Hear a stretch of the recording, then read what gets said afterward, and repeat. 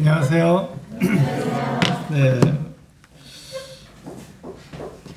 자주 뵈니까 반갑습니다. 네, 지금 우리가 함께 나눈 것이 에베소서 말씀이죠. 에베소 말씀을 통해서 계속 교제하도록 하겠습니다. 지난번에 에베소 첫 번째 시간을 가졌는데요. 1장 1절부터 14절까지 그리스도 안에서라고 하는 제목으로 말씀을 드렸습니다. 오늘은 그 뒤에 나오는 1장 15절부터 23절까지 있는 말씀을 함께 나누도록 하겠습니다. 제목은요, 지혜와 계시의 영을 너희에게 주사, 지혜와 계시의 영을 너희에게 주사라는 제목으로 함께 나누도록 하겠습니다. 에베소서에서는 기도가 두 번 나옵니다. 바울이 에베소 성도들을 위해서 기도하는 내용이 두 번 나옵니다. 이제 오늘 우리가 함께 다룰 내용이 첫 번째 기도입니다. 사도 바울이 에베소 성도들을 위해서 기도하는 내용 첫 번째 기도고요.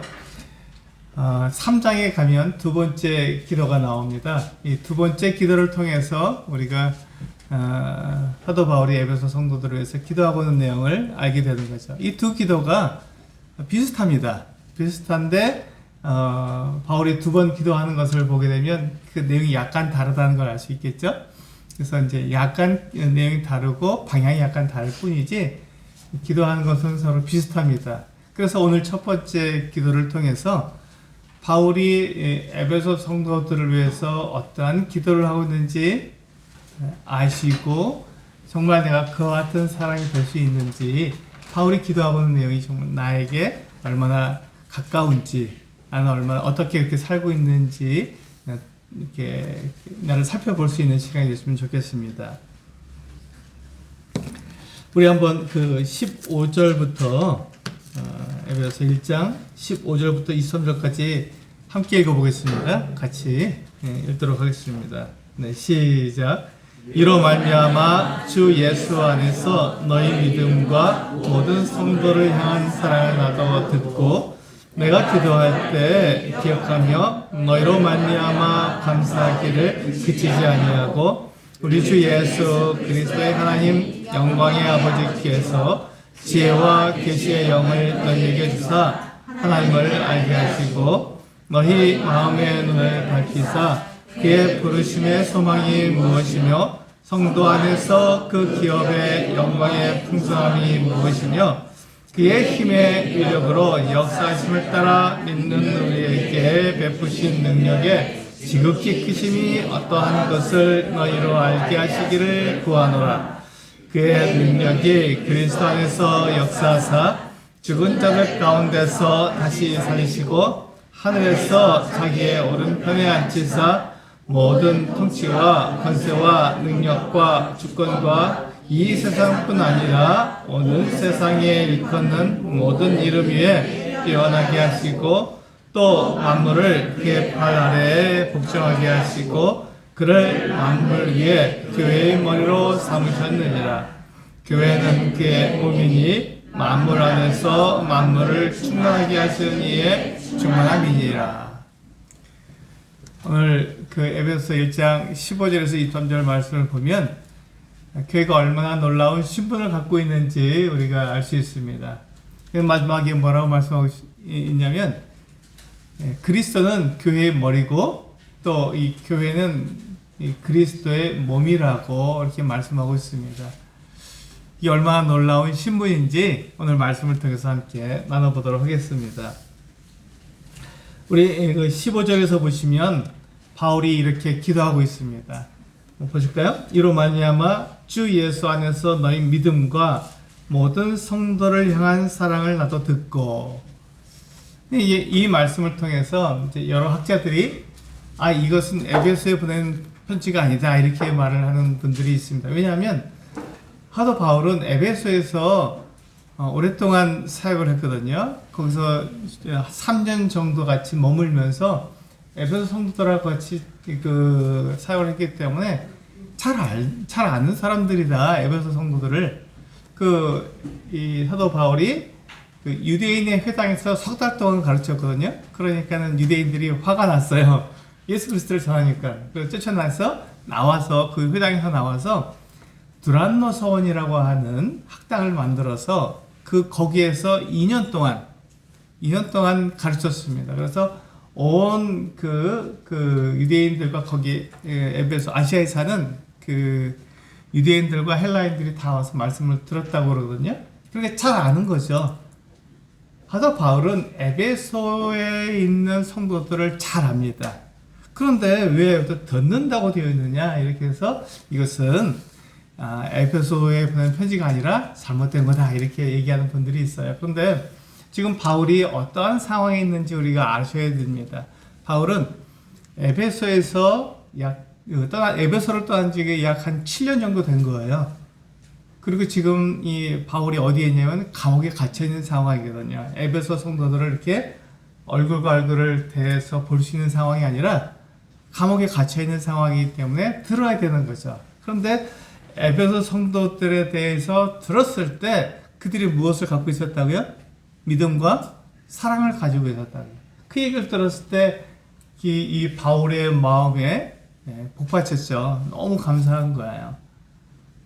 이 에베소 성도들이 그냥 살아가는 것이 아니라 믿음과 사랑을 가지고 살아가고 그것을 교회 안에서 성도들에게 나타내고 있구나. 이 이야기를 들었을 때 바울의 마음에 뜨거움이 있었습니다. 그래서 그들을 위해서 기도한 것이죠. 우리 한번 사도행전 19장 17절에서 20절 말씀을 통해서 바울이 이 에베소 성도들을 얼마나 사랑했는가 하는 것을 보면 좋겠습니다. 사도행전 19장 17절에서 20절 말씀입니다. 바울이 에베소 성도들을 사랑할만 해요.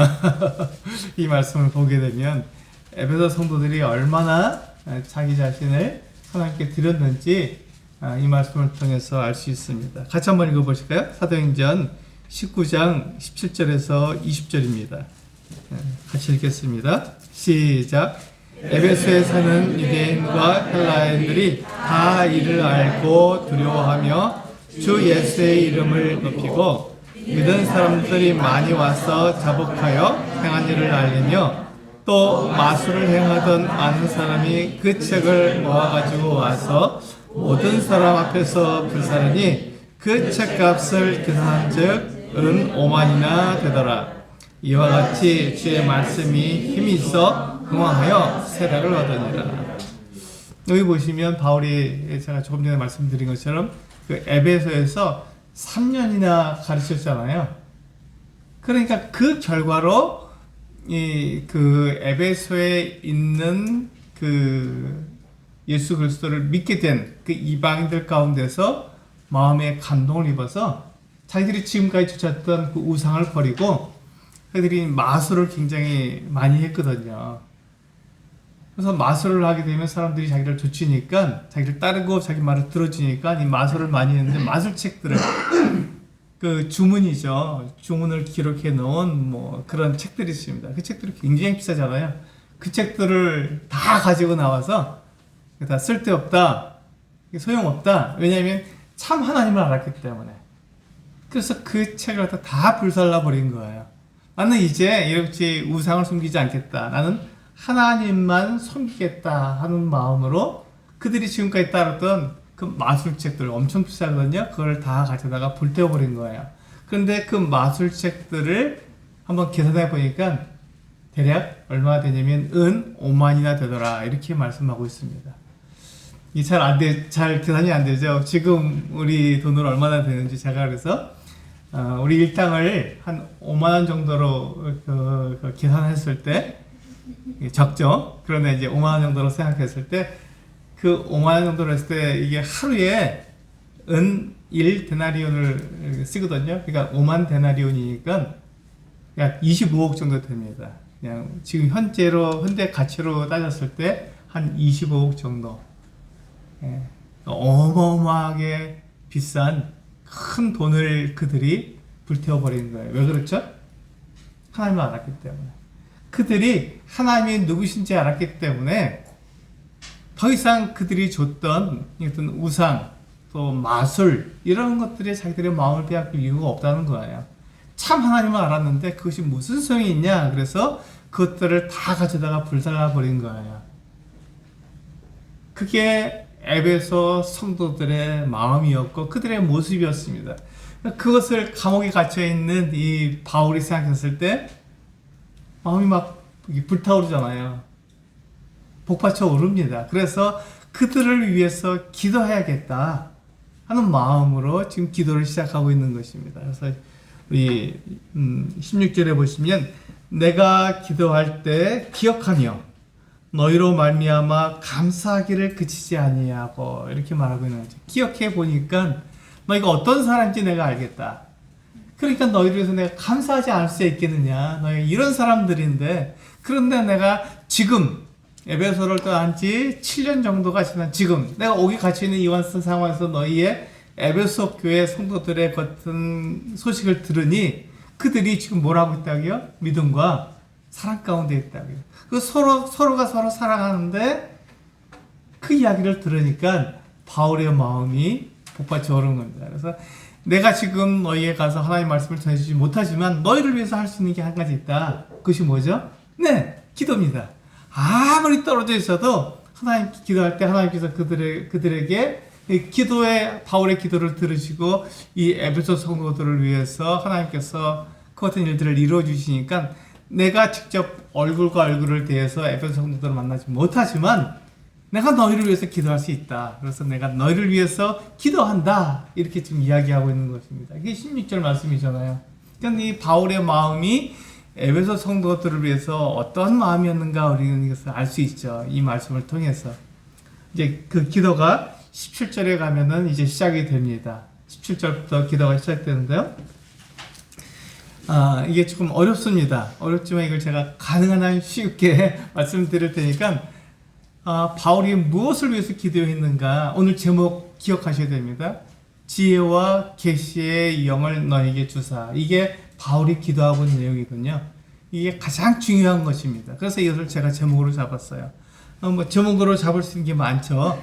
우리 22절 보면 교회의 머리로 삼으셨고 또 교회는 그의 몸이다 이런 것으로 잡으면 굉장히 좋겠지만 그것은 나중에 그냥 그 기도의 맨 마지막에 붙여놓은 것이고 바울이 기도하는 그 내용은 이 지혜와 계시의 영을 너에게 주시도록 이 에베소 성도들이 그것을 가지도록 그것을 통해서 그들이 하나님을 바르게 할 수 있도록 그 같은 내용을 기도하고 있는 거죠. 바울의 기도는 첫 번째 기도는 바로 이 내용입니다. 지혜와 계시의 영을 너에게 주시도록 하는 이 기도가 가장 중요하기 때문에 그것을 제목으로 삼은 것이죠. 그래서 우리 성도님들이 그것을 잊어버리지 마시기 바랍니다. 첫 번째 기도 그러면 지혜와 계시의 영을 주시도록 기도했구나 하는 것을 기억하시면 좋겠습니다. 17절부터 하나님 말씀 이제 기도의 내용으로 들어가게 되는데요. 기도를 잘 보시면 우리 주 예수 그리스도의 하나님 영광의 아버지께서 뭘 주시도록요? 지혜와 계시의 영을 너희에게 주사.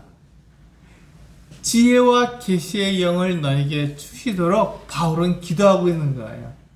근데 이것을 이렇게 헬라어로 된 원본 성경을 보면 이 영이 맞습니다. 그런데 우리 예전에 지금 번역본을 우리가 쓰기 전에 개역 한글 성경을 썼거든요. 그때는 뭐라고 되어 있냐면 그 지혜와 계시의 정신을 너에게 주사 이렇게 되어 있습니다. 그래서 요 내용이 그 학자들 사이에 둘로 나눠졌어요. 그래서 어떤 학자들은 이것이 사람의 어떤 영, 사람의 정신이다 이렇게 얘기하시는 분들이 있고 아니다 이것은 하나님께서 주시는 성령이다 이렇게 말씀하시는 두 부류로 나뉘어요. 그래서 이제 제가 개역 한글 성경으로 번역하시던 분들은 지혜와 계시의 정신 이렇게 말했으니까 사람들에게 속한 거잖아요. 사람의 어떤 하나님께 주시는 그 어떤 마음, 그 어떤 생각들을 새로운 생각을 가질 수 있도록 그런 것들을 하나님께 주시도록 그렇게 기도하고 있다 이렇게 생각했는데 이 개역 개정으로 바뀌면서 이것을 정신을 영으로 다시 바꿨습니다. 그래서 제가 이제 헬라어를 찾아보니까 이게 영으로 되어 있어요. 그래서 영이 맞습니다. 그래서 이것은 우리가 그 두 가지로 생각할 수 있지만 저 같은 경우에는 이 두 번째 해석인 이 지혜와 계시의 영이 맞다라고 생각하는 사람 중에 한 사람이에요. 그래서 하나님께서 성령을 우리 성도들에게 주셔서 이 성령께서 지혜와 계시의 영인 성령께서 우리 안에서 역사하셔서 이 뒤에 보시면요 뭐라고 되어 있냐면 10절 맨 마지막에 그 지혜와 계시의 영을 하나님께 주셔서 어떤 결과가 있게 되냐면 하나님을 알게 해달라는 것입니다. 이게 바울이 기도하고 있는 내용이거든요. 근데 우리 앞에서 보면요, 우리 13절인가요? 13절에 보시면 우리 앞에서 배웠죠? 네, 13절에 보시면 그 안에서 너희도 진리의 말씀 곧 너희의 구원의 복음을 듣고 그 안에서 또한 믿어 약속의 성령으로 인치심을 받았다 이렇게 되어 있습니다. 그런데 앞에서 성령을 그 사도 바울이 우리 믿는 사람들에게 다 주셨는데 왜 또 성령을 이렇게 주시도록 하는 그런 기도를 할 필요가 있느냐 이렇게 생각하는데 성령은 하나님의 영이잖아요. 그래서 역할이 다릅니다. 이 13절에 나와 있는 성령의 역할은 내가 하나님의 자녀가 되어 하나님을 믿는 자가 되었다는 인의 역할이에요. 그래서 보증의 역할을 하는 거죠. 성령께서는 여러 가지 역할을 하시는데 그 중에 하나가 하나님 앞에서 내가 나를 보증해 주시는 보증의 역할을 하는 거예요. 그래서 우리가 구원받은 것에 대해서 내가 하나님의 자녀가 된 것에 대해서 성령께서 내 안에 계셔서 보증이 되시기 때문에 그것은 바뀌지가 않는 거예요.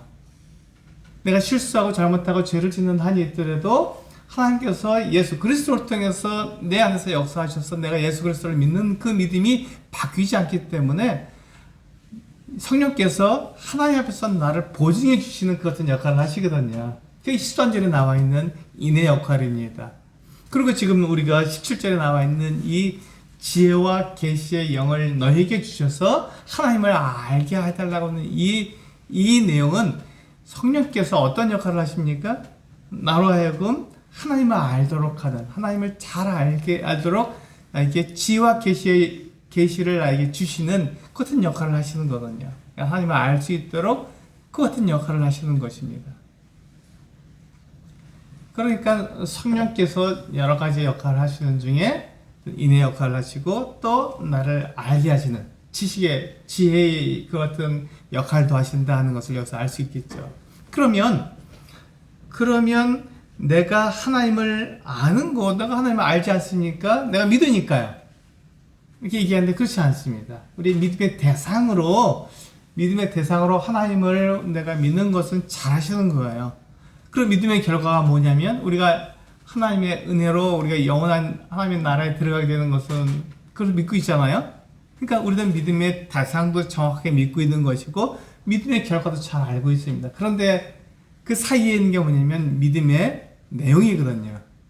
믿음의 내용에 대해서 우리가 종종 간과합니다. 내가 하나님을 믿으면 됐지. 내가 예수 그리스도 그 하나님의 아들 예수 그리스도를 믿으면 됐지. 뭐 다른 게 필요해 있어. 내가 예수 그리스도를 믿기만 하면 내가 이제 지옥에 안 가고 천국에 가는 거야. 이걸 믿으면 됐지. 이렇게 얘기합니다. 그런데 그 사이에 있는 믿음의 내용이 중요한 거예요. 내가 뭘 믿는지 거기서 나오는 거거든요. 그래서 여기서 지금 바울이 뭘 얘기하고 있냐면 하나님을 알게 해달라고 하는 기도를 하고 있는 거예요. 지혜와 계시의 영, 성령을 우리에게 주셔서 그 영으로 하여금 내가 하나님을 알 수 있게 해달라 이렇게 기도하고 있는 것입니다. 우리는 다 이방인들이잖아요. 여기 지금 이 편지를 쓰고 있는 대상인 에베소 교회는 소아시아 지역, 이스라엘이 아닙니다. 지금 저 뒤에 보면 이스라엘 지도가 있는데요. 이스라엘 지도를 넘어서 완전히 지금 터키, 우리 지진이 난 터키 지역 있죠? 터키는 우리 대한민국의 한 8배 정도 큰 나라입니다. 8배. 굉장히 크죠?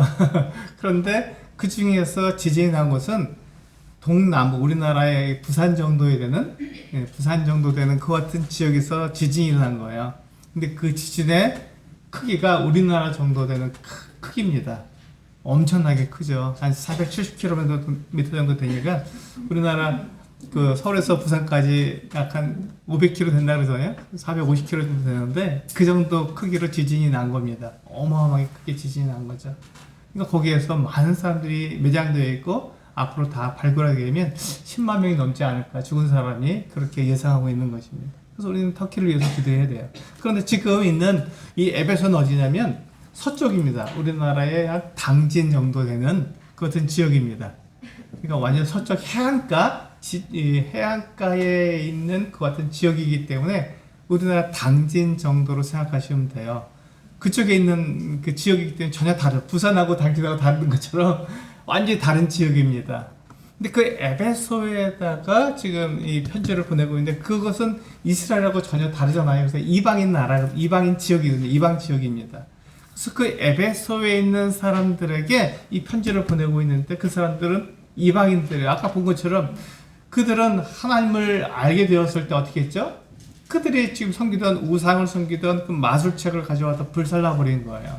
그들이 지금까지 뭘 따랐다는 거예요? 우상을 따랐다는 거죠. 마술을 했다는 거예요. 주문을 외웠다는 것입니다. 그래서 자기가 잘 살려고, 자기가 복 받으려고 그 같은 일을 하고 있었던 거예요. 그러니까 하나님을 알 수가 없었던 것이죠. 하나님을 알 수가 없어요. 하나님을 믿었지만 하나님이 나의 모든 죄를 다 용서해 주셨구나. 하나님께서 그 아들 예수 그리스도를 나를 위해서 보내주셨구나. 내가 그 하나님의 아들 예수 그리스도를 믿음으로 내 모든 죄가 다 용서되는구나 하는 것을 알았지만 하나님이 누구신지 우리가 잘 알 수는 없잖아요. 이방인이니까. 에베소 사람들이 이방인이기 때문에 하나님 잘 알 수 없었습니다. 바울은 어떤 사람이었습니까? 어려서부터 하나님 말씀을 잘 알던 유대인이었어요. 그는 히브리인 중에 히브리인이고 베냐민 지파의 사람이었기 때문에 그걸 어려서부터 예루살렘에서 이 하나님 말씀을 계속해서 훈련받은 바리새인으로 자랐기 때문에 하나님에 대해서 너무 잘 알았습니다. 구약 성경을 너무 잘 알았으니까요. 하나님이 어떤 분이라는 걸 알았는데 그가 에베소에 와서 복음을 전하고 하나님 말씀을 가르쳤을 때 사람들이 하나님을 참 좋아하고 하나님을 섬기려고 했지만 그들이 태어나서부터 예수 그리스도를 믿기까지의 모든 삶은 우상을 섬기는 것이었어요. 자기가 잘 되는 것이었습니다. 세상에서 가르쳐준 것들을 따라서 살았기 때문에 하나님을 잘 알 수 없었습니다. 하나님 누구신지 잘 몰랐던 거예요. 그러니까 사람들에게 하나님 그러면 탁 떠오르는 게 뭐냐면 우상하고 같은 그런 분으로 먼저 생각이 되는 거죠. 그런데 하나님 말씀에서 그렇게 가르치지 않으니까 그걸 바꿔가는 중에 있는 것입니다.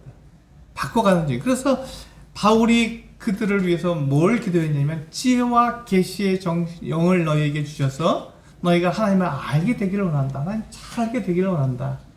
하나님이 어떠한 분인지, 하나님은 영원하신 분이라는데 그것이 어떠한 뜻이 있는지, 하나님은 거룩하신 분이라는데 그게 어떠한 뜻이 있는지, 내가 하나님을 섬기지만 그분이 어떠한 분인지 내가 잘 알게 되기를 원한다. 라고 지혜와 계시의 영을 너에게 주시도록 바울은 기도하고 있는 것입니다. 그래서 그것이 굉장히 중요하죠. 그것을 알게 되었을 때 우리는 하나님을 온전하게 섬길 수 있게 됩니다.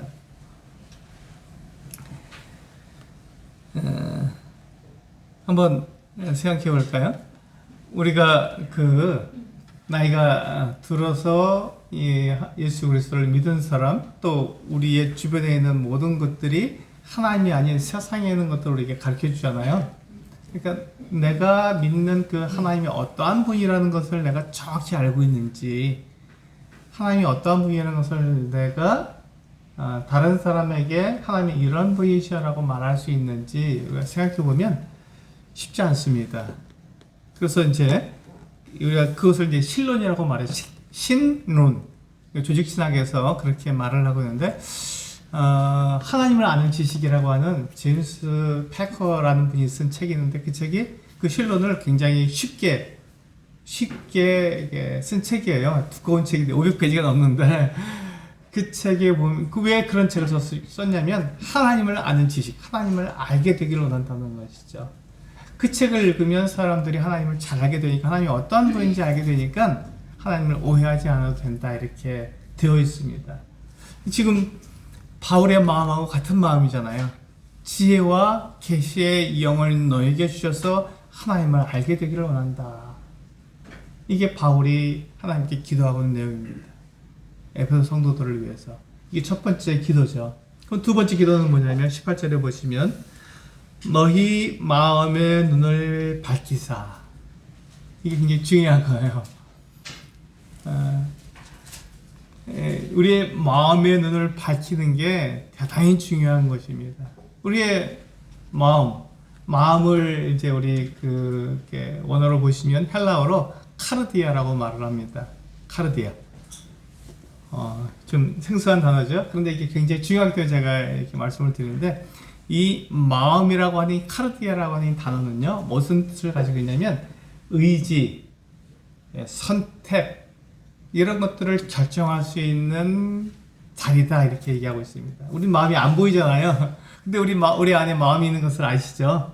그것을 카르디아라고 말을 하는데, 이 카르디아는 우리의 의지, 우리의 선택, 이런 것들을 결정할 수 있는 곳이다, 이렇게 말을 합니다.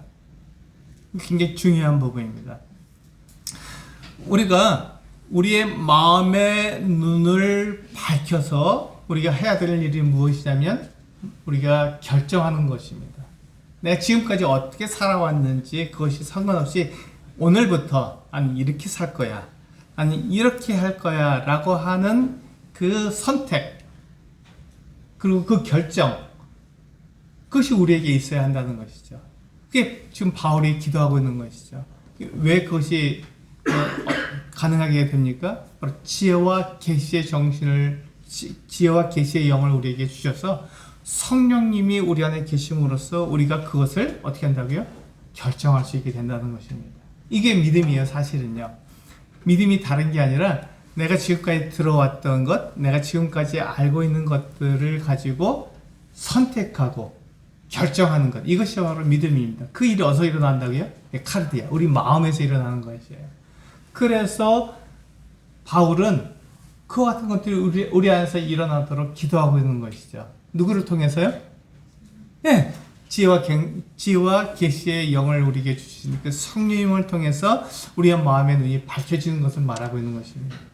이것을 톰 라이트라고 하는 이 성경학자가 있는데요. 그분은 이렇게 말을 했습니다. 마치 망원경과 같다. 망원경.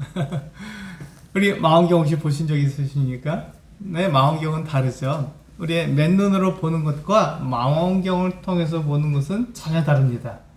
왜냐하면 망원경은 거의 말 그대로 멀리 있는 것을 가깝게 보는 거잖아요.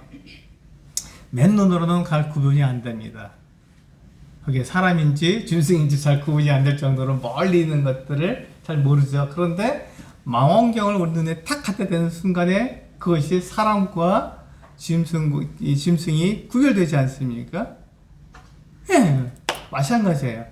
이 지혜와 계시의 영을 우리에게 주셔서 우리가 우리의 마음의 눈이 딱 밝혀지는 순간 망원경을 우리 눈에 대는 것처럼 모든 게 다 구분되는 거예요. 아, 이것은 세상에서 우리에게 가르쳐 주는 거구나. 아, 이것이 바로 하나님이구나 하는 것을 구분할 수 있는 그 능력이 우리에게 생기는 것이죠. 그래서 바울은 우리에게 지혜와 계시의 영을 주시도록 기도하고 있는 것입니다. 여기 보시면 우리의 마음의 눈이 밝혀져서 우리가 해야 될 일들이 있습니다. 그 기도하는 내용이잖아요. 뭐냐면 18장 중간에 보시면 너희 마음의 눈을 밝히사 그의 부르심의 소망이 무엇인지 알게 해달라고 기도하고 있는 거예요. 여러분, 우리가 왜 하나님의 부르심을 입었습니까? 우리가 왜 하나님의 부르심을 입었죠? 우리가 그 앞에서 우리가 지난달에 에베소서 1장 1절부터 14절까지 해서 3번에 걸쳐서 하나님께서 우리를 부르시는 그 목적이 있다 하는 것을 말씀을 드렸어요. 그 목적이 뭐냐면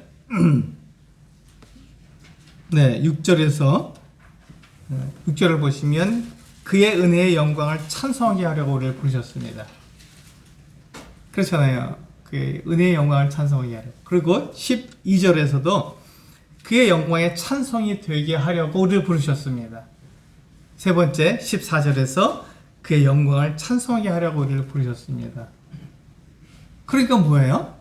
하나님께서 우리를 부르신 그 부르심의 목적이 분명하게 있잖아요. 3번씩이나 반복해서 우리에게 가르쳐 주는 것은 무엇이죠? 하나님께서 왜 우리를 부르셨다고요? 그렇죠. 하나님의 영광을 위해서입니다. 하나님의 영광을 위해서. 이게 성경에 그 주제 중에 하나가 하나님의 영광입니다.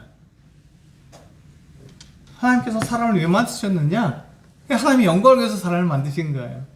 하나님께서 왜 이스라엘 백성들을 택하셨느냐? 하나님의 영광을 위해서 택하신 거예요. 그러면 하나님께서 교회를 왜 택하셨느냐? 여러분과 저는 그 유대인이 아니지 않습니까? 이스라엘 사람들이 아니잖아요. 우리 이방인인데 왜 우리를 부르셔서 하나님의 자녀로 우리를 삼아주셨느냐? 하나님의 영광을 위해서 우리를 부르신 거잖아요. 그래서 이 창세기부터 요한계시록까지의 모든 성경을 다 열어보시면 딱 한 가지입니다. 하나님의 영광을 위해서 사람들을 부르셨고 하나님의 영광을 위해서 사람들을 이렇게 사용하신다는 것입니다. 하나님의 영광을 위해서 그 아들 예수 그리스도를 이 땅에 보내주신 거예요. 하나님께서 그렇게 말씀하셨기 때문에 그 말씀을 지키시기 위해서, 그리고 우리의 모든 죄를 다 용서하셔서 하나님과 사랑의 기회를 나누게 하시기 위해서 그렇게 하신 거잖아요. 그것이 무엇입니까? 하나님께서 말씀하신 것을 반드시 지키시는 하나님의 영광을 나타내시는 분이라는 것을 우리로 알도록 그렇게 하신 것이죠. 그래서 이 성경은요, 처음부터 창세기부터 요한계시록까지 우리가 쭉 읽어보시면 그것을 빼놓고 말할 수 없습니다. 하나님의 영광을 빼놓고 말할 수 없는 거예요. 그래서 우리를 왜 부르셨느냐? 하나님의 영광을 위해서 부르셨습니다. 하나님의 영광을 위해서. 그렇다면 내가 나를 하나님의 영광을 위해서 부르셨다면 이제 나는 나를 위해서 사는 게 아니잖아요.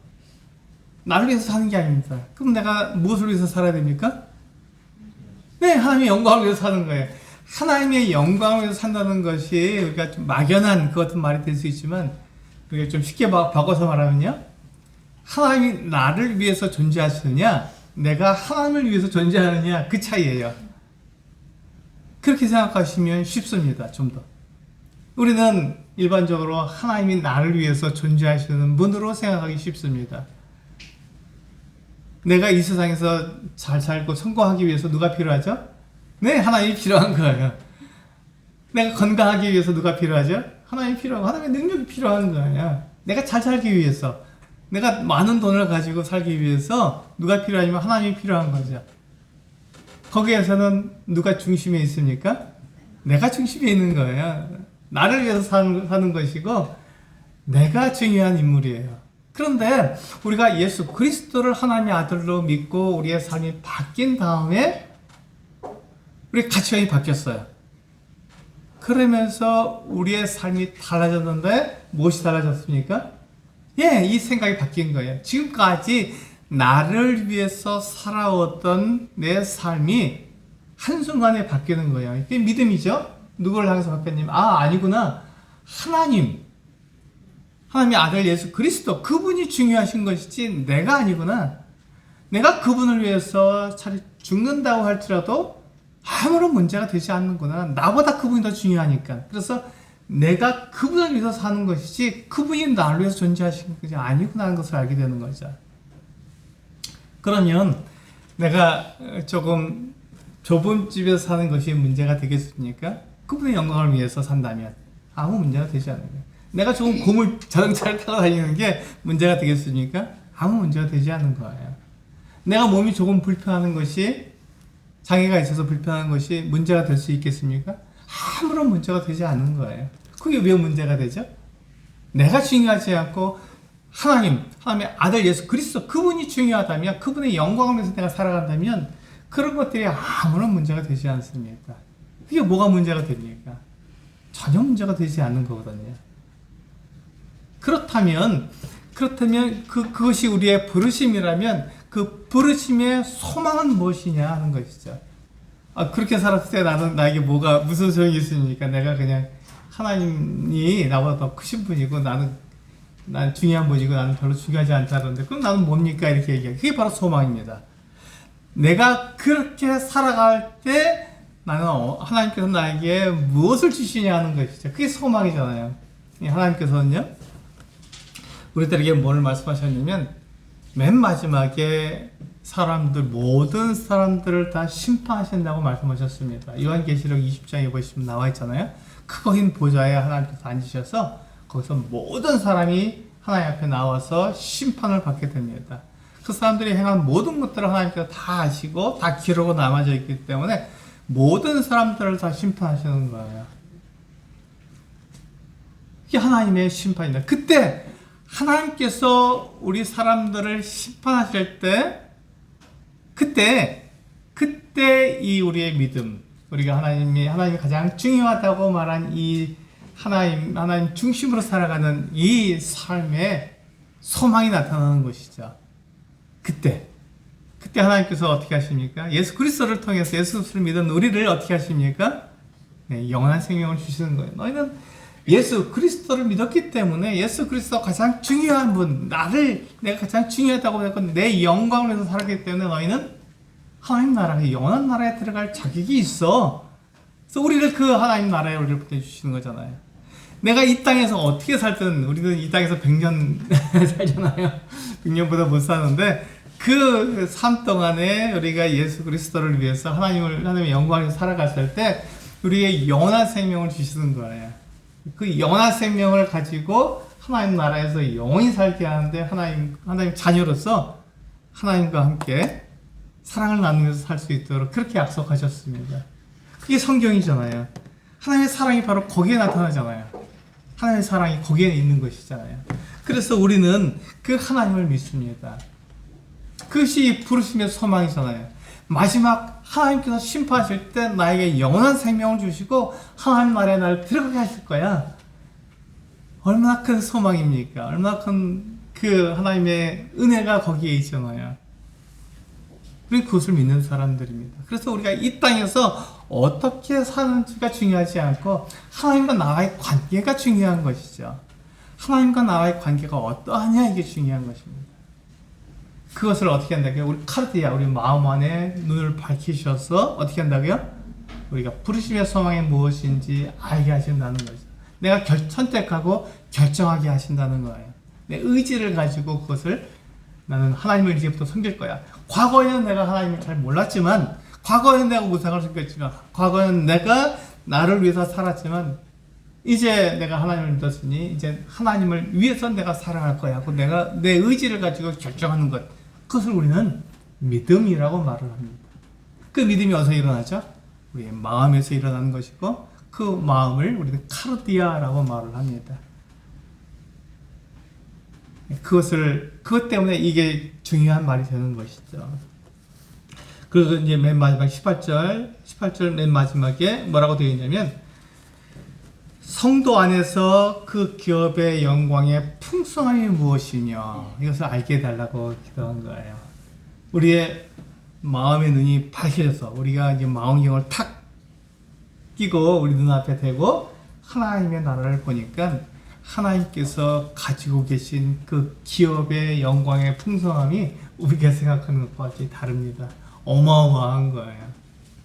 하나님이 바로 이러한 분이구나 하는 것을 알게 된 것이죠. 하나님이 가지고 계신 그 기업, 하나님의 기업이 이렇게 놀랍고 큰 거구나 하는 것을 알게 된 것입니다. 우리 그 마태복음 4장에 보면 마귀가 예수님을 시험하는 장면이 나와요. 예, 마태복음 4장 8절에서 10절 말씀을 함께 보시겠습니다. 마태복음 4장 8절에서 10절에 있는 말씀을 함께 보시겠습니다.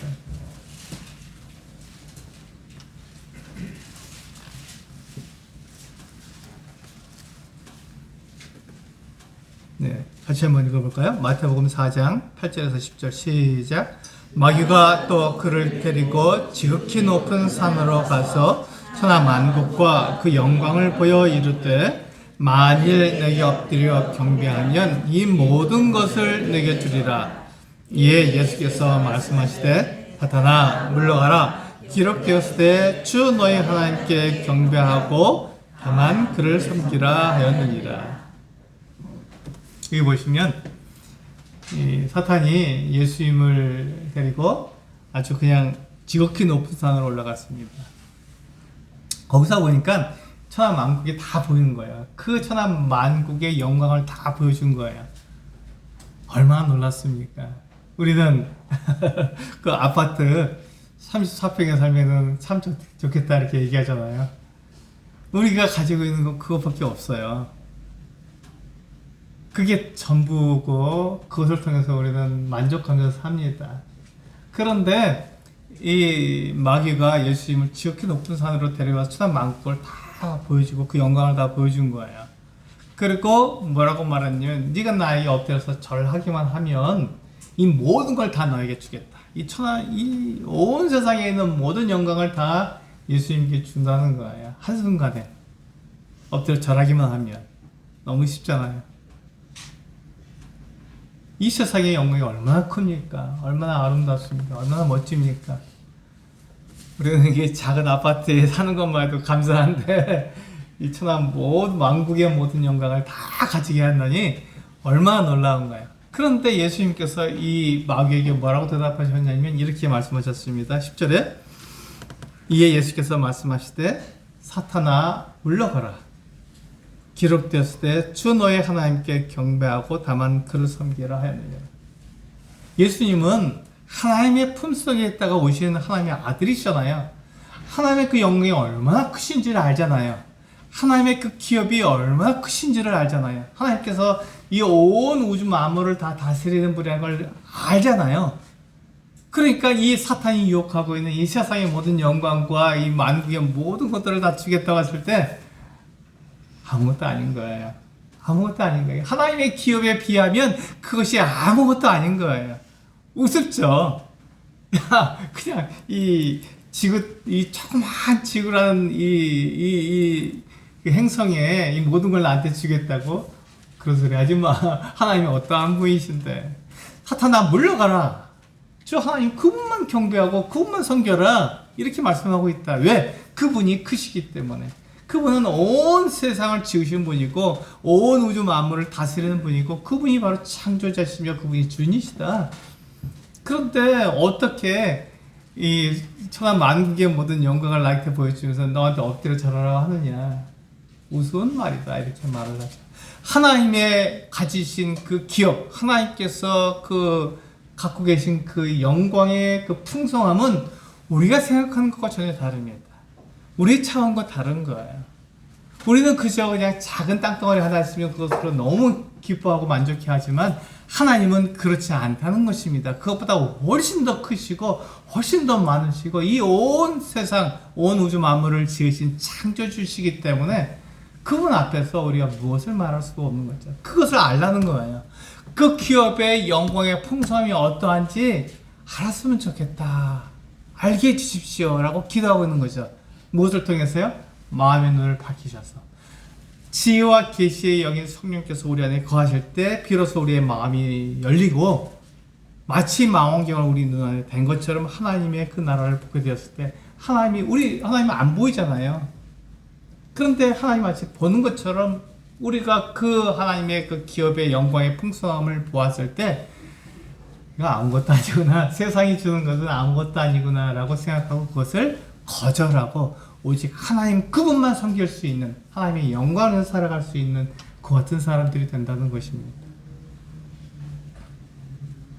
19절에 보시면 바울이 세 번째 기도하고 있는 게 뭐냐면요. 그의 힘의 위력으로 역사하심을 따라 믿는 우리에게 베푸신 능력의 지극히 크심이 어떤 것을 너에게로 알게 하시길 바라요. 하나님의 능력이 얼마나 크신지를 알게 해달라는 거예요. 하나님의 그 기업의 영광의 풍성이 이렇게 크신데 그것을 다스리시는 하나님의 능력은 얼마나 크실까요? 이게 우리가 생각하기 어렵잖아요. 그래서 지혜와 계시의 영을 너에게 주셔서 하나님을 알게 해달라고 이 바울이 기도한 거예요. 하나님을 좀 알았으면 좋겠다. 하나님이 어떤 분인지 알았으면 좋겠다. 우리가 생각한 것처럼 그렇게 작은 분, 우상과 같이 우리가 그냥 이렇게 그분의 마음을 이렇게 기쁘게 하면 우리에게 복을 주시는 그런 분 아니다. 하나님은 말씀하시고 그 말씀대로 모든 것을 진리대로 행하시는 분이기 때문에 우리가 이 하나님의 뜻, 하나님의 계획에 따라서 내가 살아야지 내 생각, 내 계획대로 움직일 수 없는 것이다. 하나님이 중요하고 하나님의 영광이 중요하다라고 얘기하고 있는 거죠. 그것을 위해서 살아라. 그것을 위해서 살 수 있도록 하나님, 이 에베소 성도들에게 지혜와 계시의 영을 주십시오. 이렇게 기도하고 있는 거예요. 똑같습니다. 우리들에도 동일하잖아요. 우리도 하나님 잘 알지 못하기 때문에 지혜와 계시의 영이 우리에게 필요하죠. 이 기도가 우리에게 그렇게 암행이 되는 것은 우리에게도 성령께서 우리 안에 계셔서 우리가 하나님을 바르게 알게 돼서 우리 부르시는 소망이 무엇인지, 그 기업의 영광의 풍성함이 어떠한 것인지, 그분의 크신 능력이 어떠한 것인지를 알게 되기를 원하는 것이죠. 그 크신 능력이 20절부터 설명이 되어 있습니다. 우리 잘 알지 못하잖아요. 하나님께서 얼마나 크신 능력을 갖고 계신지 잘 알지 못하는데 20절에 보면은 그의 능력에 대해서 설명해 주고 있어요. 하나님의 능력에 대해서 설명해 주고 있는데, 그의 능력이 그리스도 안에서 역사하사 죽은 자들 가운데서 다시 살리시고 하늘에서 자기의 오른편에 앉히사. 얼마나 놀랍습니까? 죽은 사람들 가운데서 그 아들 예수 그리스도를 다시 살리신 거예요. 이 부활이라고 그러죠. 죽은 사람들 가운데서 다시 살아날 수 있는 사람은 없습니다. 영원한 생명을 가지고 다시 살 수 있는 사람은 예수 그리스도 그분만이 유일하신 분이에요. 그래서 우리의 고린도전서에서 사도 바울이 뭐라고 말하냐면, 그분이 부활의 첫 열매가 되신다라고 말하고 있잖아요. 예수님은 부활의 첫 열매입니다. 그 전에 죽었다가 살아난 사람들이 있습니다. 그분들이 어떻게 했죠? 다 죽었잖아요. 덜어 죽었잖아요. 육신적으로 이렇게 다시 생명을 얻으시면 다시 죽었습니다. 그분들 영원히 살지 못했어요. 근데 예수님은 어떻습니까? 어제나 오늘이나 영원토록 동일하신, 지금도 살아계신 영원하신 분이세요. 우리를 위해서 한번 죽으셨지만 그분은 부활하셔서 영원히 계신 분입니다. 그래서 예수 그리스도를 우리가 믿는 거잖아요. 그분이 다시 살았다가 죽었으면 우리가 그분을 믿을 수가 없어요. 우리가 똑같으니까. 그런데 그분은 영원히 계신 분이잖아요. 그 영원한 생명을 누가 주셨다고요? 하나님이 주셨다고요. 하나님이 그분에게 주셨다고요. 예, 하나님은 생명의 주가 되시니까, 생명의 주인이 되시니까 영원한 생명을 얼마든지 줄 수 있는 거예요. 그래서 예수님이 비록 사람들의 손에 의해서 십자가에 달려 죽으셨지만 죽은 자들 가운데서 다시 살아나신 거죠. 누구 때문에? 하나님의 능력이 그렇게 하신 거예요. 그렇다면 예수 그리스도 안에 있는 우리도 동일하게 부활할 것으로 우리가 믿을 수 있는 거잖아요. 그래서 고린도서 15장에서는 그렇게 얘기하거든요. 그리스도 안에 있으면 너희가 부활할 거다. 걱정하지 말아라. 그 부활의 몸을 우리가 다 알 수 없다. 우리가 말할 수 없다. 마치 사람이 씨앗을 심는 것처럼 그 열매를 심는 게 아니지 않느냐. 그런데 그 씨앗을 심었을 때 그것이 자라서 꽃이 피고 열매를 맺었을 때 다르지 않느냐, 씨앗하고. 그것처럼 우리는 살아온 몸, 영적인 몸을 우리가 갖는 것이다 라고 말해주고 있어요. 그것이 바로 하나님의 능력이죠. 하나님의 능력은 정말 놀랍습니다. 우리 작은 씨 하나를 심었는데 거기서 100배, 60배, 30배의 결실을 맺잖아요. 이게 하나님께서 우리에게 주시는 은혜고 하나님의 능력입니다. 마찬가지로 우리의 이 썩을 몸을 심었는데 거기서 우리의 영원한 몸을 우리가 얻게 되죠. 영적인 몸을 얻게 된 거죠. 영원한 생명을 얻게 되는 것이죠. 그게 하나님의 능력입니다. 놀라운 능력을 우리들에게 보여주시고 있는 것이죠. 그 예로 예수 그리스도께서 다시 살아나신 것을 우리에게 보여주고 있는 거. 봐라, 나는 이런 능력을 가지고 있다. 하나님의 아들이 너희를 위해서 죽어서 너희의 모든 죄를 다 용서해 주셨고, 그가 거기서 죽음으로 끝난 것이 아니라 영원한 생명을 가지고 살지 않았느냐. 그와 같은 능력이 있다 하고 하나님께서 말씀하시는 거죠. 그 능력을 알게 되기를 원하는 거예요. 그 능력을 알게 되기를 원하는 것이죠. 그리고 그래서 그분이 다시 살아나셨는데 그분은 어떻게 했다고요? 자기 오른편에 앉히신 거예요. 하나님께서 모든 심판을 아들에게 맡기셨잖아요. 아들이 이제 심판하시게 되는 것입니다. 하나님 대신해서 심판하시는 거예요. 어떤 사람을 심판할까요? 예수 그리스도를 믿는 사람과 믿지 않는 사람을 이렇게 나누시겠죠. 아주 놀라운 거예요. 감사한 겁니다. 예수 그리스도를 믿는 사람과 믿지 않는 사람을 예수 그리스도께서 이제 심판주가 되시기 때문에 가르는 거예요. 당연하죠. 그래서 예수 그리스도를 믿지 않는 사람들은 영원한 벌에, 예수 그리스도를 믿는 사람은 영원한 하나님 나라에 들어가게 하시는 거예요. 영원한 생명을 주시는 거니까요. 아주 간단한 겁니다. 그런데 우리가 그것을 자꾸 의심하는 거예요. 내가 예수 그리스도를 믿는 게 맞아? 내가 예수 그리스도를 믿으면 정말 내가 영원한 생명을 내가 갖는 건 맞아? 내가 예수 그리스도를 믿는데 이 믿음 가지고 내가 하늘나라에 들어갈 수 있어? 이런 생각을 우리가 갖는 거잖아요. 그런데 예수 그리스도께서 심판주가 되시니까, 그분께서 모든 걸 심판하시니까 예수 그리스도를 믿는 그 믿음, 그 하나를 가지고 우리에게 영원한 생명을 주시는 거예요. 다른 건 보지 않습니다. 그게 바로 약속이고 그것이 하나님의 능력이잖아요. 그 능력으로 우리를 부르셨습니다. 그래서 그것을 알게 되기를 원한다고 우리에게 바울은 기도하고 있는 거, 우리를 위해서 기도하고 있는 거죠. 그 다음에 이제 21절에 보시면 모든 통치와 권세와 능력과 주권과, 잘 보세요. 그 다음에 이 세상뿐 아니라 오는 세상에 일컫는 모든 이름 위에 뛰어나게 하시고, 예수님을, 그 하나님의 능력이 예수님을 이 세상뿐 아니라, 이걸 세상을 다른 말로 하면 세대라고 말할 수 있어요. 그러니까 지금 이 시대뿐만 아니라 오는 시대까지도,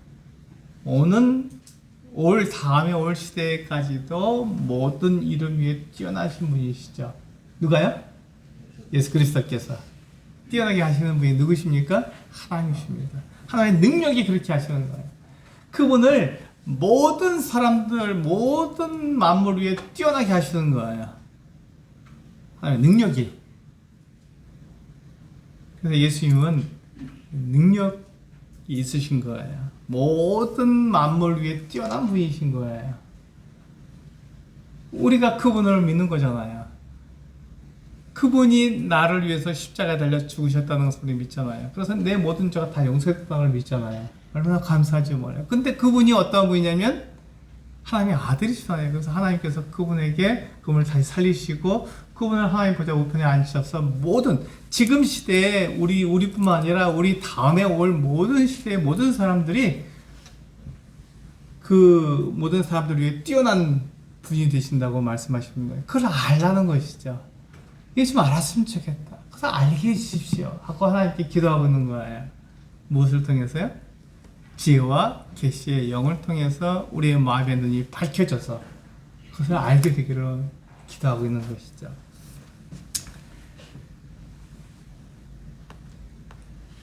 네, 이제 말씀이 여러 가지가 있는데 다 넘어가겠습니다. 시간이 됐기 때문에. 우리 마지막에 보시면 22절과 23절에 보시면 우리의 굉장히 감사하는 것 같은 내용이 들어있잖아요.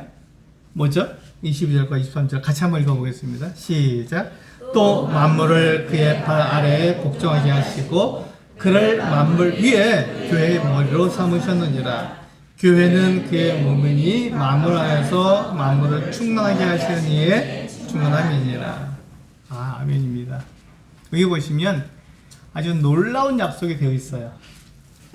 아주 놀라운 약속이 22절에 만물을 그의 발 아래 복종하게 하시잖아요. 그러니까 그분이 뛰어나신 분이잖아요. 모든 만물이라는 것은 모든 것이잖아요. 모든 것이 다 그분의 발 아래에 복종하게 되는 거예요.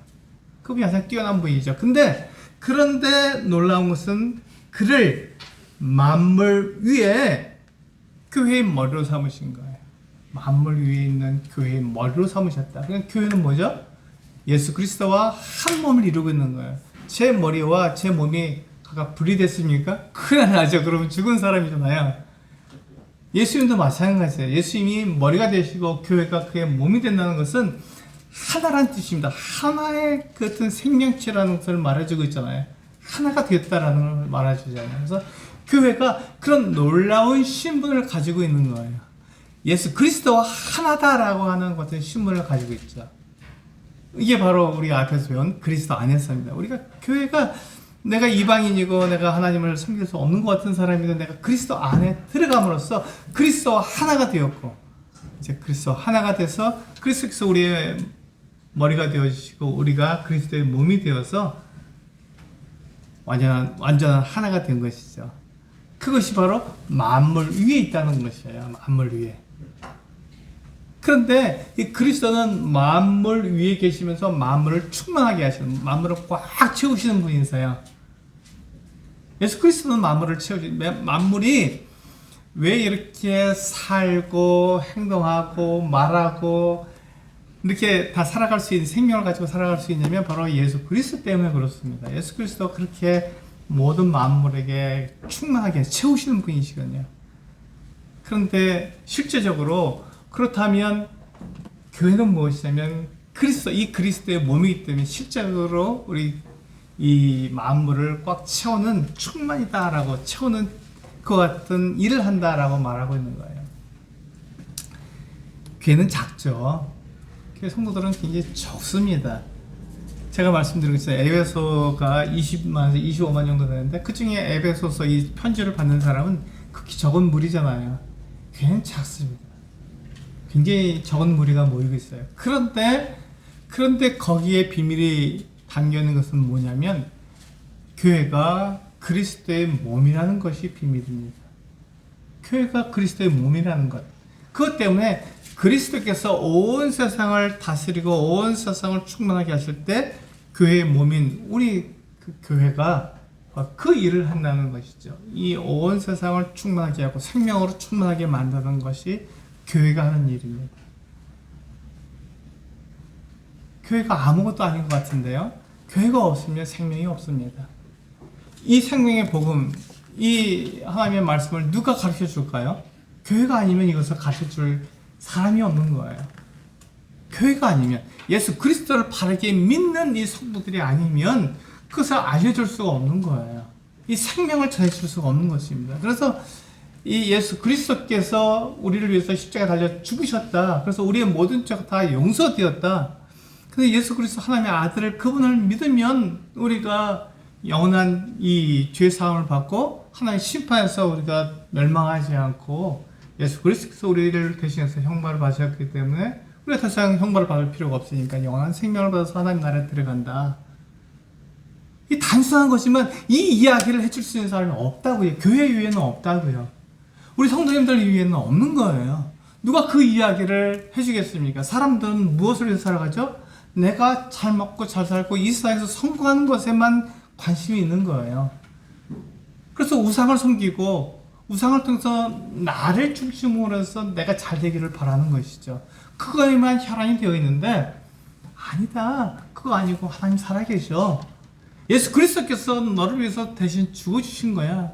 그래서 네가 아니라 바로 예수 그리스도 하나님이 바로 영광을 받으셔야 되고 그분이 중심이 되셔야 되고 그분이 바로 중요한 분이죠. 그분을 위해서 우리는 살아가는 거예요. 그러면 그분이 우리에게 영원한 생명을 주셔서 우리로 하여금 하나님 나라에서 영원한 사랑을 누리며 살아갈 수 있도록 그렇게 해주실 거야. 우리가 예수 그리스도 그분을 믿고 그분에게 나아가서 살아가자 이렇게 말할 수 있는 사람이 누구밖에 없다고요? 교회밖에 없는 거예요. 그래서 누가 알며 누가 그렇게 살아갈 수 있겠습니까? 그래서 교회에게 그 일을 맡기신 거고 교회가 그 일을 위해서 살아가는 것입니다. 그래서 교회는 숫자가 비록 적고 우리가 약하게 모여도 아무 문제가 되지 않는 거예요. 바로 예수 그리스도 그분의 우리가 몸이기 때문에 이 세상을 충만하게 하는 생명의 근원이기 때문에 그 일을 우리가 하기 때문에 교회는 굉장히 아름답고 하나님께서 사랑하시며 보물처럼 여기시는 것 같은 사람들이 바로 우리 교회입니다. 교회는 사상에서 불러서 하나님을 위해서 살아가도록 부르신 그 같은 사람들입니다. 바로 우리 성도님들과 그 같은 분이라는 것을 기억하시며 감사하며 바울의 기도가 우리에게 이루어지기를 우리도 같이 기도하는 성도님들 희롱합니다. 기도하시겠습니다.